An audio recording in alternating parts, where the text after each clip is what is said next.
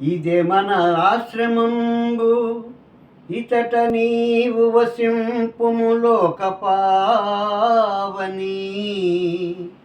సజమల వృత్తి నీకు పరిచర్యలు చేయుదురీ తపస్వినుల్.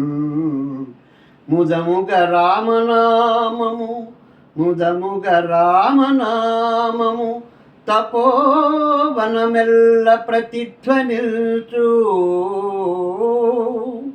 నీ పదములు సోకి, నీ పదములు సోకి మాయునికి పావనమై చెలువొందు నమ్మరో.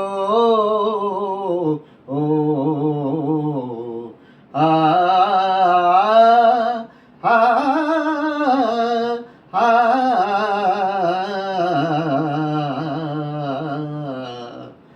వాల్మీకి మహర్షి సీతాదేవిని చూసి, అమ్మా లోకపావని అనే పేరుతోటి ఆశ్రమంలో ఉండమ్మా, మన ఆశ్రమంలో అన్నాడు. అంటే అక్కడ స్వార్థం లేదు.